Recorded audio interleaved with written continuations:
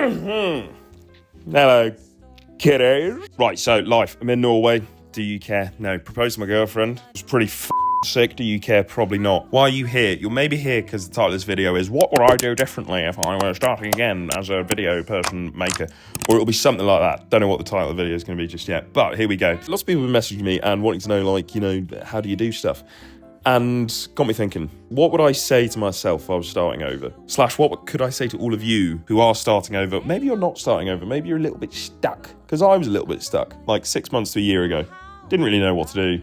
I wanted to push further and further into the directing field and the sort of big boy production world, as I call it. You know, the adult filmmaking world. I got really bogged down in how to get there. I've eventually answered the question for myself. Well, what is it that you want to do? You want to just make movies, ultimately. And you just want to make crazy work. So that's all you do. It's quite simple. The work is the most key thing. At any given moment, if you're unsure what, why, how, just go make something and try and make it as freaking ridiculously nuts and left field and weird as possible. And just try and have as much fun as possible doing it as well. But anyway, I digress. What would I do if I was starting again from zero? A guide. Step 1. There's kind of only a few steps because, again, it's pretty simple. I was shooting a campaign in Spain recently for a motorcycle clothing brand. It was absolutely off the chain. It was nuts. And I shot a little precursor to a reel that I'm going to stick up at some point, which is basically just like, buy a camera, learn how to ride a motorcycle, and everything else will be fine. That, I think, are the words to live by. Step 1, if I was starting from absolute zero, buy a camera. Doesn't matter what camera, it can be your phone. Step 2, in that little video instance I gave, was learn how to ride a motorcycle. Now, you don't have to learn how to ride a motorcycle. Your life will be approximately 117% better in every way. You'll be happier, you'll be more fulfilled, you'll be more excited about living if you learn how to ride a motorcycle. But that being said, you do not have to do that. But I think the principle of it is get a hobby. Because I think anyone who's really amounted to anything in this field, be it commercial filmmaking or a feature film making, they loved doing it, or they loved doing something. They either loved making movies, or they loved going skiing, or riding dirt bikes, or skating. And then out of that was just born this passion of like, I'm going to start filming all this as well. And they kind of do that for 10, 15 years. And before they know it, they're like this amazingly talented, high-end skate, ski, surf, like videographer, basically. Filmmaker. You become a videographer and then you morph into a filmmaker. I think that's the key. You kind of like, you begin that journey, start making silly little videos with your mates, suddenly you're a videographer. And then when you become a videographer, you're like, oh, I wonder if there's more to this. I wonder if we could start doing like really weird shit. Because I think a videographer tends to just capture life. You're like a documentarian. You're just filming what's happening, and that is the product. Whereas when you become a filmmaker, you're starting to be like, what if we could like fake a few of these things? Why don't we skate at night? And someone will go, but Paddy, we never skate at night. It's like, yes, if we skated at night and got some red lights and a spotlight and loads of smoke, suddenly then it becomes filmmaking. You're sort of like augmenting reality a little bit. You're like making it more. You're just doing more. Like, movies are all lies. They're all total lies. There's like way too much light in movies. Light doesn't exist that much in the real world, but we need loads of light to make movies look good. So that, you know, like, you look at a friggin' feature film, there's smoke in every room, and there's like massive light rays come through the window. That doesn't often happen in real life, but it looks sick. So we do it for movies, and that is the process of filmmaking. Making reality look even more beautiful and amazing and incredible. Heightening emotions, making people feel things on a hyper scale, because most of the time we don't feel all that much during our lives. We have moments, but we sort of tick along through life just kind of like, you know, just being here. Maybe we're happy, but oh God, I'm getting really deep here. Maybe we're happy, maybe we're not. But we're not just like waking up every day and crying and like laughing hysterically. We get moments of that. But in movies, everything is that. Everything is like feeling. Top-end feeling. I said feeling loads in the last video. I'm going to say it loads in this. I'm basically going to say it loads in every single video I ever make, because I think that is the core purpose of making videos. It is to make people feel things. Where was I? Good Lord, I can't even remember. Step 1, buy camera. Step 2, get a hobby, or bring your camera into your hobby. I can't tell you to go get a hobby. You kind of have to figure that out by yourself and discover what it is you love in this world. So yes, new angle, we've cut the camera and I've forgotten what I was talking about, but let's try and get back to where we were. So we've got step 1, buy a camera. Step 2, get a hobby. Step 3 is basically just like do the two things together incessantly, obsessively, non-stop for like quite a few years. Because the unfortunate truth is you're probably going to be quite for quite a long time. And actually every step along the journey you get, you'll probably look back and go, I was really there. At the moment, I think I'm doing it all right and making some kind of cool stuff. Inevitably, in 2 years' time, I'll go, whoa, Paddy, that was a bit you weren't making anything great there. Likewise, 2 years ago, I was like, yeah, I'm making some good stuff. Now I look at it, I'm like, nah, that just wasn't great. But that's the whole point. We need to grow. We need to feel like we're doing well in the moment, because you've got to be naive enough to think you can do this. By the time you get to a place where you are like kind of getting okay, you look back and you're like, why in name did I think I was going to be able to do this? Because I was so back then. But you got to just think you're actually like pretty good in the moment, because you got to just blindly do it, which is also another reason why it's like you got to find something you love and just want to shoot all the time. Here's point 3 in this ridiculous ramble. You cannot go at this from a point of view of like as a career. You just simply cannot. You kind of can, and you can make a living, but you ultimately will never make anything that exciting, I don't think. And I don't think you will be excited by the stuff you're making, because you're going to have to prioritize the business side of it, which means other people's work, which means you're not important, nor is your creative input. Unfortunately, that's just the way it goes. Until you get to a good enough standard where people are literally like, oh my God, please come and make my videos for me. You can do literally whatever you want. That's the point where you're kind of in a good position where you're like, okay, at least I can kind of do what I want. But ultimately, you're still in the bigger system of marketing and selling.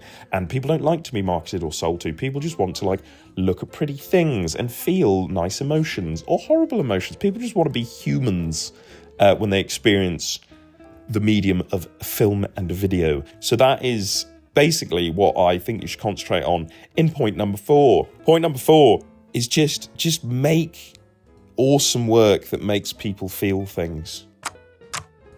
I could just end the video there because it doesn't need any more explanation. You don't need to go into more detail than what I have just told you to do. Every time you pick up a camera, whatever you're making, just think, right, how do we make someone feel something quite profound in what we're making? Now, if you are shooting a video for a small business on how they are putting in new windows to their establishment, therefore letting in more light so that their customers can have a nicer experience, you're probably not going to make anyone feel anything very profound. So, Paddy, what do we do then, I hear you ask? Don't know what this hand's doing. What do we do in that situation when my client says, this is what we want to do, and you go, it's probably not going to like make anyone feel anything? You drop that client. Scary, I know. The whole thing's pretty f***ing scary, but that's the whole point. Life's scary, so it's quite exciting when you're living it. When you're quite scared, because then it means you live in life, you're not just cruising through. Look at all your work. If you're feeling a bit frustrated, a bit stagnated, if you haven't made anything yet, if you're brand new, look at what you are maybe about to get paid to do. Look at the work you're getting paid to do, and just have a real long, hard look at yourself and a real long, hard questioning. Is this going to actually further my career in any way? Am I going to put this out into the world and people are going to go, holy shit, that was amazing. That has made me cry. You're a genius. If it doesn't have any of that, the capacity to do any of that, it's not worth doing. It's worth doing if you just want to have a career in this and keep the lights on. But if you want to like push into the world of like of filmmaking, of like having fun with your mates, creating awesome things that are like, again, causing people to feel emotions, you've got to drop all of the other shit and only be making stuff that is like ticking all of those boxes. This is such a ramble. I'm so sorry, internet. I've always known this and I've always done it to a degree. I've always been trying to make passion projects. I think all of my show reels, basically since I started doing this, have been nothing but passion projects. It's very rare a paid bit of work makes its way into that. And I was always questioning, I was like, how do I keep getting better and making cooler stuff and making more like interesting stuff? And like all of these questions, I was asking too many questions because the answer is always there. It's just the work. Just go and do it. Just ring your buddy up, be like, hey, I think we should go rip dirt bikes in a field You can do some wheelies. Let's just film it, see what happens. Same thing with any of your hobbies and your loves. Just take your camera, take the thing you love, go do it. Do that loads for like 5 to 10 years. Odds are you'll probably get really good at doing it. Little sidetrack. I recently signed to a production company, and that was only a result of me going out and doing passion projects.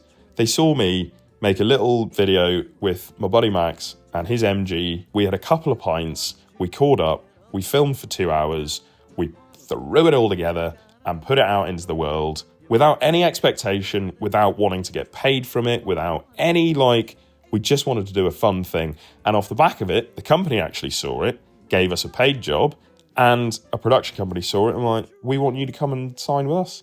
And we're going to put Alexas into your hands, and we're going to give you access to things, and we're going to take you from here way up to here all of a sudden. And that's all it took. It doesn't take much. You also can't be doing it with the expectation of that happening.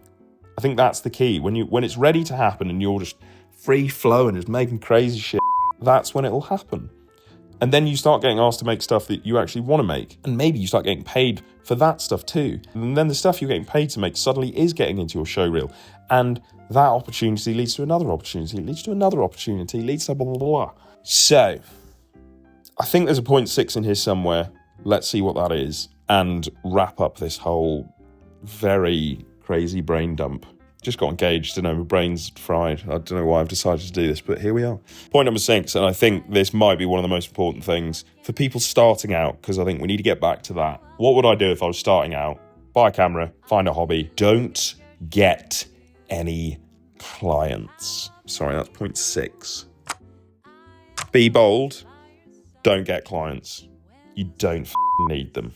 For any of my clients, now, because I have a lot of clients I actually do really love working for, and we are making crazy shit together. But from my previous 6, 7, 8 years, or however fucking long I've been doing this, all of the clients from then to this point, there's been some awesome experiences. You learn a bit doing client work, but ultimately, all you're doing is getting better at making marketing content for small clients. And I think that is a mindset that if you can get away from the mindset that you need clients, because no one needs clients. What you need to do is go out and make crazy work. That's it. Just go set something on fire in a field. Don't burn the field down, ask permission, obviously. But find someone who knows how to do wheelies on dirt bikes. Find a man with loads of tattoos and loads of piercings, say, can we make you look very feminine, do some weird, juxtaposition of how you look, put you in a tutu. He'll probably say, no, but that's fine. Go and find another thing. Shoot music videos for artists that are really freaky. Fly to Norway. Go into the hills with a throat singer and shoot a music video. And dress up someone as a goat. These are just, you just need to let your brain go and do weird shit and then go and try and make it, because you will learn at 100 times the speed when you do things like that. When you're getting uncomfortable, when you're the best light to shoot is at 4 a.m. Right, we're going to have to get up at 4 a.m. and do that. A client's never going to want to do that with you.